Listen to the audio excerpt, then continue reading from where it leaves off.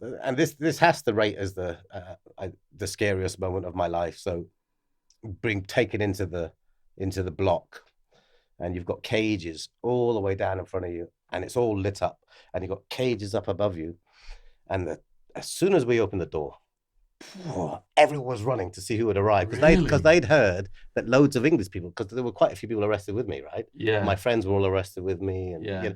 as I said, they all got out, right? Yeah. So it's just me and Ali and Saud who arrived. So I was the one English person, and they were going like, "Put him in my cell, put him in my cell." And I was like, "Fucking hell!" And I said to the guy in charge of the block, I said, "Can you just say to everybody, just make it really fucking clear, I'm not gay, all right? I'm not gay, and can you do me a favor? Can you put me in this block?" And he spoke English, but he looked worse than the guy out of flipping what's that Turkish one, Midnight. Honestly, he was the ugliest guy you've ever seen.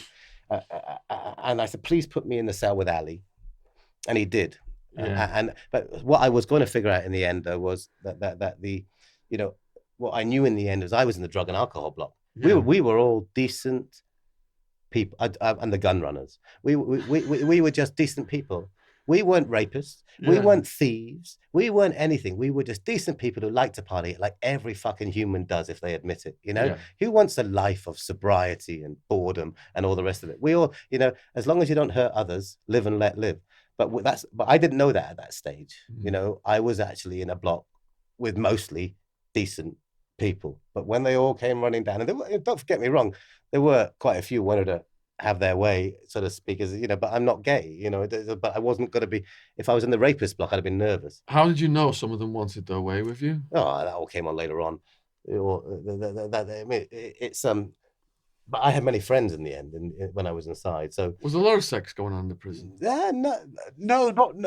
Our block, as I said, was normal. I mean, there were a few Filipinos or whatever that I think that might have Any ladyboys? That sort of thing. I think that sort of thing. But it wasn't, as I said, I'm not gay, and I'm not.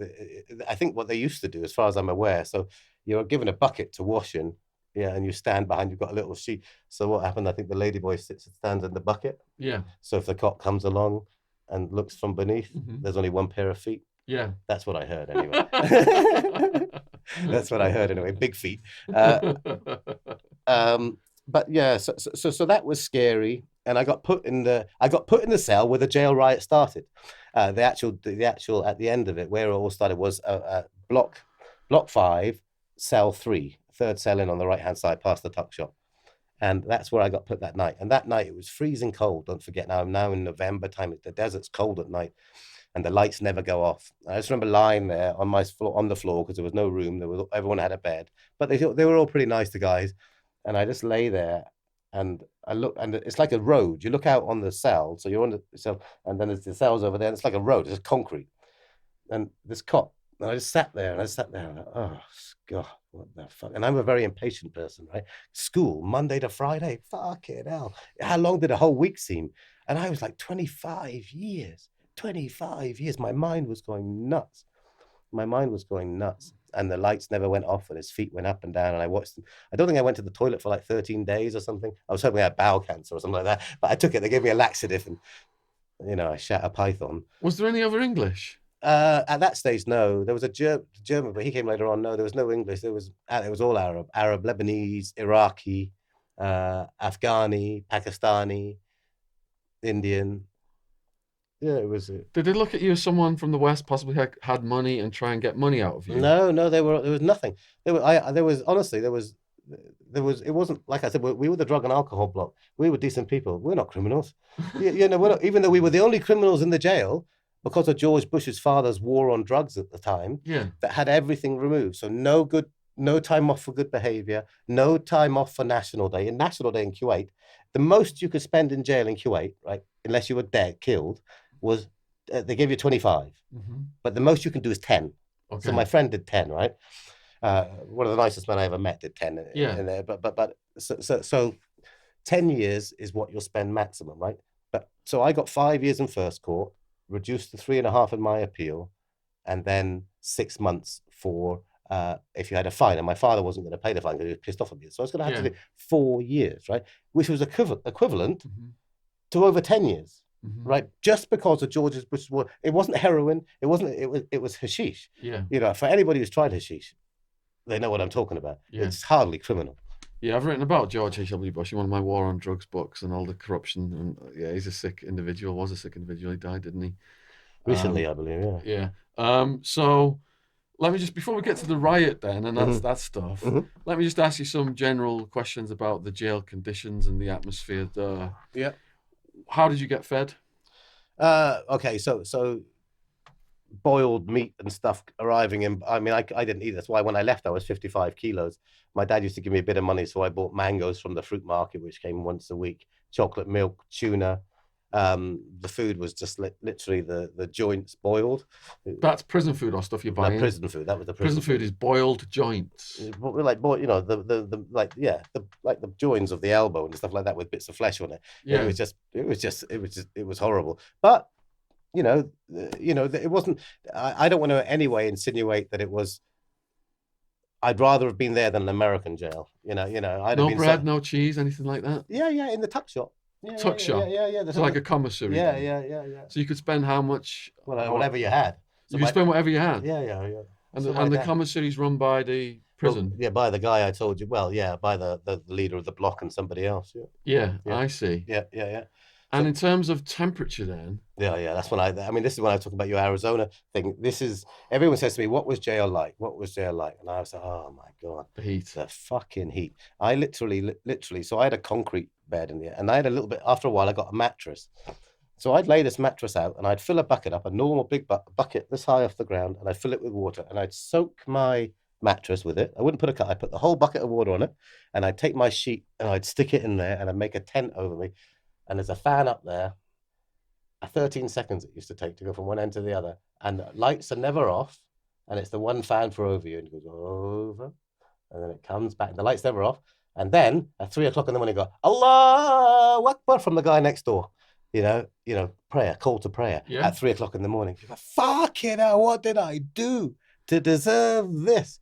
God Almighty, what did I do? It was just horrendous in terms of the heat. Did the heat cause you? Because where we were at, Mm. there was like a little vent attached to what's called a swamp cooler, Mhm. and when it was working, the air coming out of it was like as warm as our breath. So you're in this confined building structure that heats up in the day and stays hot all night long. It's like a concrete oven, basically. Mhm. So now we're getting these skin infections and bed sores, itch and bleed. At one point, it looked like it spilt battery acid on my leg. And because you sat around a lot as well, you're getting all these bed sores on your ass. But if you scratch yourself, because you're sweating constantly, your skin's turned soggy. So you got the itchiness, and then you scratch yourself, and clumps of your own skin are coming off under your It nails. sounds worse than mine. I didn't have. I mean, I had a lot of the itchy, but just the weight loss that I like I said, 55 kilos, and I'm not very big, but 55 kilos when I got Yeah, out, is because of the heat yeah. and I tap because I've got nerve damage, I think. Oh, what the tapping does is we had another guy who tapped, Yeah. and Joe had to spend hours trying to Sorry, Joe. minimize it because you get people on YouTube, especially if they put headphones on and listen to the podcast. It's really loud, the tapping. Yeah. I'm Yeah. sorry. I'm sorry. We're going to get a reflexologist, I think, and when guests come in that room out there, we'll get the reflexologist to go over the feet, so calm the feet My down. wife calls me Mr. Tap sometimes, but yeah, I do apologize. So, all right, we're on the general conditions now. We're talking about the heat Mhm. and the food. Mhm. So you've got your fan. I'll tell you a story that's quite interesting. 13 seconds for the fan. I'll tell you not an interesting, but funny. You can imagine it creates an atmosphere. It's a World Cup, right? Yeah. So there's one TV in the whole block, Yeah. right? And we're watching it. So there's me sitting down with maybe 200 other prisoners, sitting there all on our ground, on our mats, and England score. It's England-Egypt. And I jump up, yes, fucking hell, yes. And you can imagine, so I sit back down, then Egypt score. Fucking hell, 300 people, yeah! and then we all got fucking sent to our rooms like children, and then we had to listen to it on the radio. I think we won 2-1 in the end. But that was a surreal experience of being the outsider. Mm. But another time I was watching TV, and this is when, so I had a Iraq and Republican Guard friends. His name was Nasser Zaghari. He'd been shot to the mouth, shot to the kneecap. He was a tough guy. I used to take the piss out of Saddam Hussein. I said, "Where is Saddam? I got a Saddam ala rasik." And so ala eri means on my dick, right? So I said, "Saddam, where does he sit?" He sits on my dick. He said, "Where? I got ala eri." And he grabbed me like this, and he just touched my wrist. And I'd be in agony on the floor. He said, "Scott, where does Saddam sit?" I said, "He sits on my head. I love him." Tough man. Been in. They used to tell me, I'll tell you, that's in the escape. I'll tell you about that. But the people. So I'm watching TV, and this is how sad it is. It's called Beauty and the Beast, right? It's like, it's a half decent show. It's called Beauty and the Beast. Here I am, 21 years old, watching fucking Beauty and the Beast, Block 5, and I'm sitting there, and the law is, if one Arab wants an Arab channel, it doesn't matter if all the rest of the prisoners are watching something, the Arab can get up and change to the Arab. So this guy got up and he changed it, and we've got a bunch of Bedouins around a fire going, and they're clicking their fingers, and they're doing that, and I go, fuck this. So I got up and I fucking hit the fucking TV. Within seconds, I had about 3 Bedouins. My jumper had been ripped off, and I was stuck up against some bars. And but then Nasser, the Iraqis who were friends of mine, within seconds, fucking up there, sorted it out. Thank you, guys. So there were experiences. We had a jailbreak. The guy with dummies in the bed. It was actually one of the guys related to our case, I believe, if I look back. And he was caught a week later, and they tortured him in front of us when they brought him back and hung him on the bars. Was it the cane stuff they used to talk No, about? they beat the shit out of them because they humiliated them. I mean, they literally got out over the roofs. Yeah. Past the gun towers and everything. Yeah. But they tortured them before they came back. But then they came back and they just basically handcuffed them to the cell and left them after they've been severely beaten, and left them there hanging there to teach us a lesson. So I'm sure you went through even worse. America's far more violent, but yeah. So it all carried on and on and on, and by this stage I was with Lisa, the lady in the show. And we'd had it was a love story that all fell apart. How did it begin with Lisa? Just to explain to people who haven't seen your show. Oh, Lisa, it goes back a long, long way. Lisa goes back to Iraq. Lisa goes back to before jail, 11 years old, but she was too young then for me to do anything about it. But she left for a few years, went to Iraq, and then she came back, and I knew at that stage that she was now a woman. So you were kids together? We were kids together. My best friend went out with her sister for years. They both just dropped me off here, actually. The sister's just over from Cyprus. So my best friend went out with her friend, and then they went to Iraq. She's actually met Saddam Hussein's son, my wife, Uday, the rapist, the murderer, the killer, the one who wrote about it. She went to his house. Luckily, she wasn't abused, probably because she was English. That didn't happen. But yeah, so I went to, what happened with her is she came to visit, but she had a boyfriend, and I found out she was no longer a virgin. So I was really interested. And she arrived as beautiful as ever. And I got together with her, and then she went back to Baghdad, and I decided to her boyfriend, and I said I wanted to try and catch her, or whatever you call it. So I got my friend to organize a visa, Dr. George Abuna, my dad's boss, the surgeon, the Iraqi surgeon, whose brother was high up in the Iraqi army because the war was on with Iran. That got me a visa to Iraq, which was very difficult. But I didn't realize I arrived to fly to go and see her and to surprise her to go to Iraq. So I got this visa, thought I'll turn up on her doorstep. Went to the airport, but because of the war, you're supposed to be there 3 hours. I was a bit drunk as well, 3 hours before. So I arrived an hour before. You're not allowed on the flight because of security, because of the war. So I thought, what the fuck do I do?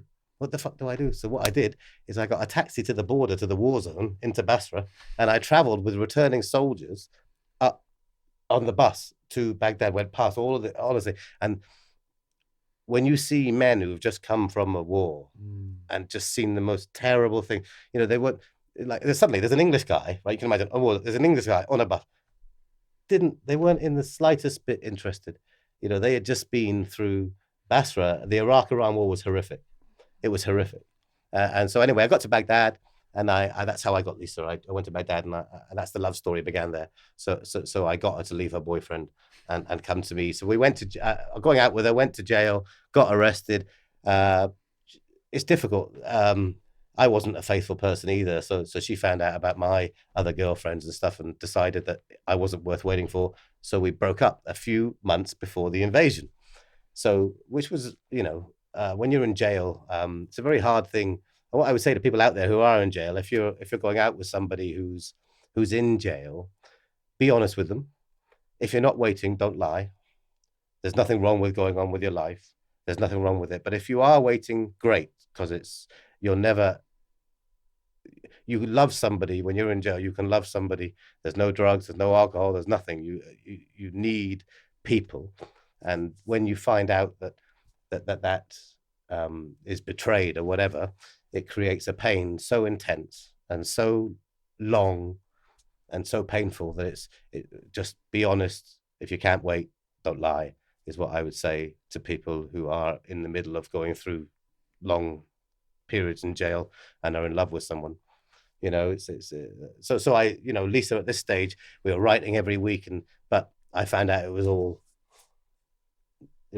sort of from my other girlfriend. Are you getting visits? Yeah. I'm getting visits. Oh my God, the visits, because obviously the beautiful girls are turning up, and without being funny, you know what the Arabs are like. It's all suppressed and all the rest of it. It's the most because of their belief systems or whatever. It's the most sexually repressed area on earth. It's all you can't have. Is it causing resentment then that you're getting these beautiful women visiting you? Oh, the captain of the jail tried to meet my girlfriends after work and all the rest of it. Yeah, to get I'll meet him. I'll take him letters. I'll take him this. I'll take him. So it works to your advantage then. He was taking. Yeah, he wanted to fuck my girlfriend, of course. Oh, There's no fucking secret about it. It's the hypocrisy again. It all goes back to hypocrisy about hiding things and what's open and what's not. But they tried everything. But I managed to. My girlfriend Lisa managed to send me in quite a nice photo. And my friend who I'd made in jail, a guy I love to this day, a guy called Rahim. He is a murderer. I told you about the guy who did 10 years. He actually got done for other things in jail. He got put in a cell that you couldn't stand up or sit down in for 17 days. That was because of that was more to do with jail breaks and stuff like that. But why was I telling you about Rahim? I've lost my train of thought. So you were talking about the staff and trying to take advantage of your girlfriend. Yeah. So I got a photo, and he'd never seen him. He got locked up because he was like 15, right? So in Kuwait, you used to buy these flick knives, like 1 dinar, and they flick and they come straight out the end. And he'd come down from Iraq, and all he'd done is got in a fight with his cousin, and just gone like that, right? Taken to the hospital, and died. He killed his cousin. Into the heart, was it? He killed his cousin with one stab, but it wasn't a militia. It wasn't an attack. It was a fight, right? An impulsive fight, which is actually the case of many murder cases. It goes on to the Chinese murderer I escaped with. He did a similar sort of thing. But so Rahim, he'd never seen a woman before. So when I showed him a picture of my wife or my girlfriend in a G-string, it was. And then I also managed to get in a couple of like naked ladies in the photo, and I'll never forget it. So it gets out that I've got the captain, the police find out that I've got this porn somewhere. Right? You're the porn king. No, only 2 photos, right? And they came to my cell, and everybody I had bags of letters because I wrote so much, and people wrote to me. That's why I don't write at all anymore. I just literally, and I had all these bags of letters, and the cop came to my cell, and he grabs my bag, right? And it's hilarious, and he fucking throws it over the cell. But I've got Christmas cards in there. So they all put musical Christmas cards. So they put jingle bells, jingle bells. And this guy's looking for pictures. And they're all, the only reason they're looking for them isn't because they want to confiscate them. It's because they want to fucking wank over them. That's the fucking reason. And it's fucking true. It's true. It's true. It's all, anyway. So it went through all the things that, the jailbreak, the hanging people, because they used to hang when they hang people, they don't let you out in the morning. And what are the offences that can get you hung? Murder, but it tends to be only when they hang Kuwaitis or maybe Badoons, people without passport. They'll have to hang a Kuwaiti. It's much easier to hang a Sri Lankan or a Bangladeshi or a Filipino. I used to try and go to the hangings in Kuwait. I used to collect all the pictures and all the papers from it. My dad finally said, "Dad, you can go to a hanging." So, yay! So I was like heading out, but I went the wrong fucking day. So it didn't work. But what happened was there were guys who'd killed an Iranian money changer, and he did karate or something like that. So they had the Filipino or Thai ambassador there, I can't remember who it was, and he took 9 minutes to die because he was so light, and because when he fell, he didn't break his neck, and because he was strong. So imagine in front of your local ambassador, for 9 minutes. Oh, But I went to the gallows actually when I broke back into the jail after I got out. I went down to the gallows, and I went down where all the dead people had been, and I put my hand through it, and that was an eerie thing. bloody hell. Yeah, I've got a picture of that actually. Yeah, so going back to it, so I got 3.5 years, then 5 years down to 3.5 plus the thing. Everything's going on. Lost the love of my life, which was the most painful. So what happened was, I found out she wasn't waiting, and I almost went to solitary confinement, voluntary solitary, just to get it, because my mind was doing my head in. But then I had my, everyone says listen, when I hear other people say it, I say, fucking idiots, they're fucking stoned to this. But I had an experience, and I call it, the pain was so intense, and I couldn't talk, because just to write to her would take 3 weeks to get, 3 weeks for the letter to come back, right? And I couldn't stand everything that was going on. And I was, the pressure was just building and building and building. And I couldn't accept that this one thing that I had left, because I always had this vision of I'd leave, they'd deport me, and I'd have this beautiful woman waiting for me, and somehow I'd be able to rebuild something of my life. Because I had a good life. I was and it all was going so terribly wrong. And then I got up and I went to the toilet. So in the cell, you've got a wall 2 or 3 feet high, and you've got all the other lights never off. So I just went to, and the Arabs definitely works. Shitting like an Arab is the way to do it. So I'm sitting there and I'm having a crap, and then I just start crying, and I just start crying and crying and crying, and literally rivers of water came out my eyes. And I saw Lisa, and I watched her walk away, and she turned and she walked away, and it all left. It all the pressure and everything. I didn't care if I had to do every day of my sentence. I didn't care. I felt more. My dad said to me 2 months before the invasion, "How are you, son?" I said, "Dad, I'm happier than I've ever been in my life." I'd literally resigned. I'd literally resigned to the fact I had nothing left. There was nothing waiting for me. There was nothing there. It was all fine, and I had to protect myself. I had to deal with it myself. I'd lost everything. All my friends had left. Everything. It all gone from this glorious party to this desert shithole. Did you feel detached from it at that epiphany? I just felt the pressure, everything leave, and it just said, I put a shield around myself, and I just said I have to protect myself. Because there was a period when I was initially incarcerated, I was pining for my old lifestyle back. I was missing, girlfriend, everything, missing the drugs, missing the scene. But then in the second year, when they told me I was facing a huge sentence, and my girlfriend left me at this point, and I just stopped thinking about everything I wanted back, and I felt the sense of liberation. I felt so happy all of a sudden, like a mad monk in a cave. You have to survive somehow. And that was the turning point in my incarceration. Like you just said, you had this day where you're taking a crap, and all of a sudden this happens out of the blue. Yeah. And you have this vision of her coming in and going and saying goodbye. And basically, I said goodbye. I literally said, so to walk her, she'd turn around, looked at me, we looked at each other, and she just literally, it sounds corny, but walked off into the sunset. And my heart broke. I mean, my heart broke literally, it shattered. But something happened, and I've had it twice in but I call it a spiritual experience. Yeah. It was just so, I would literally everything. I stopped smoking the next day. I started studying. I just wanted to just. It wasn't this anxiety thing anymore. Maybe people say, "Oh, you become not indoctrinated, or you become acclimatized." Yeah, that's the word. Sorry, institutionalized. So maybe, but I don't think that was it. I just think it was just I had one thing left that was keeping me wanting to my old life, which was Lisa, and when that left, you think it's bad enough you lose your liberty, you lose this, but then you've got this one thing that seems to be waiting, and then you find out that's fucking bullshit as well. And the pain, fuck physical pain. I've broken my arms a few times and stuff like that. I've smashed this arm to bits. The pain of losing someone you love when you're locked up, and especially if you've been in a relationship where you're writing and literally revealing your soul, is a difficult thing. Man, but this is exactly the same. I'm just like, I can feel it. I was so heartbroken, and you can't show people you're crying. So I would be facing the wall, pretending to read a book, crying, so that the prisoners couldn't see that I wasn't making any noise, but it was just streaming Yeah. down my You learn how to face. cry in silence and wank in silence. How to wank in a room with 13 people in there, right? Honestly, with the tent over there, and to come without fucking any, you know, but yeah. Was that with the regular hand, or did you switch at some point? No, well, I switched when I broke my arm. Actually, trying to wank with a cast on and not give yourself burns. I tell you, that's a skill in its And own when you right. switched, was it like a whole new experience? No, but, hey, listen.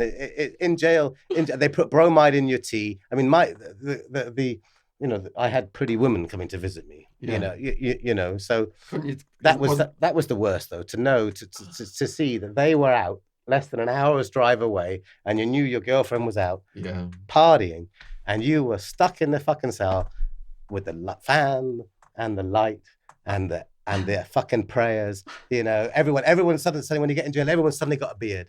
They're all suddenly religious, and they all get religious in the hope that they convince the judge that they've found they found redemption, and they want the judge to give them such. Yeah, that happens everywhere. There's at the religious services, the front two rows, they are the ones that get the most religious, and they've got all the tats then of Jesus and Mary, all these tattoos. Yeah. And then they go out and cut somebody's throat. I thought it said, "Thou shalt not kill." I can't stand the hypocrisy of religious people. I can't stand it. So just going back to these beautiful women visiting you then. Yeah. Could you get any action going with them under the table? No comment. It wasn't a table. It wasn't a table. It's a room. It's a room with it's just a big outdoor room where you all sit like the Arabs do. Yeah. Which I sit on the floor. So you just sit there with your crossed legs. But realistically, no. It's difficult.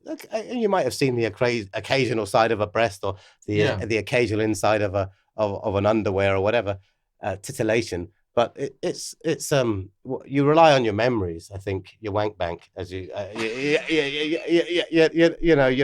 rely on that, and but the bromide in the tea. What does the bromide in the tea do? Oh, apparently it's because it's when you lock up a load of men. Yeah. I don't know why they don't fucking make sperm banks in the fucking sewer pits of jails. You don't need to go in and do it. I mean, it's just male frustration, isn't it? So did you feel that the bromide cancelled out the testosterone effect?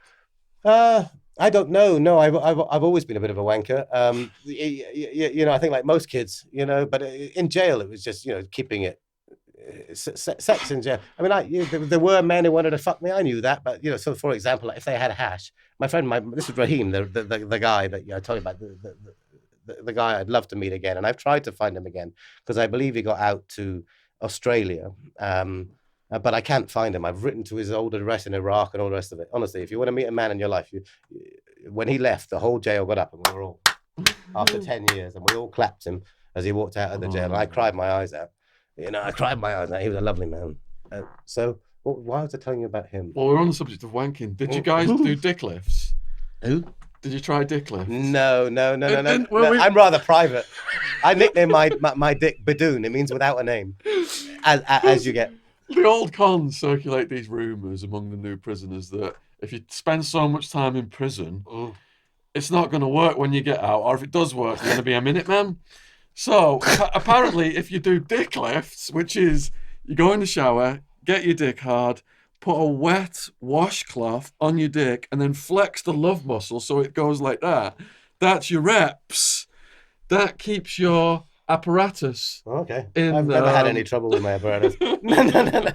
I've never. But I mean, again, going back to it, I wouldn't have felt comfortable if we were in the rapist block or anything like that. I'd have felt more nervous there. But I had, we were, as I keep going back to say, we weren't criminals. We were the drug and alcohol block. But yeah, it all got the heat. Like the heat was intense. What was bad about jail was the fucking heat. What was great about jail was the fantastic people I met. Was the fucking break, the jail break. My story was told in Banged Up Abroad, Kuwait, Locked Up Abroad. And it was told well. It showed you a love story, showed you this. But where it really missed, where it really did not grasp the pure fucking excitement was the escape. The escape was phenomenal. The escape was just all of a sudden. Imagine you're bored shitless, right? You've lost your girlfriend, the love of your life. Fucking the lights never go off. You've got Allah Akbar next door. You've got the fan going on, and you go, fucking hell, what have I fucking done to deserve this, right? Honestly, yeah, what have I fucking done, right? Yeah, so where was I going to go with that? You set the table for the escape. Yeah, so it's all boring, right? It's really fucking boring. But I've had my epiphany, and I'm reasonably like, I almost became a Buddhist. I almost became a Muslim. I was going to go to Afghanistan. I was going to do all these funny things because there was nothing else to do. I'd lost everything, right? Oh, well, why not just go and fucking shoot some Russians? That's how your mind, yeah. So I'm lying. So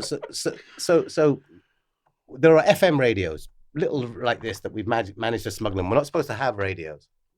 But what you know about jail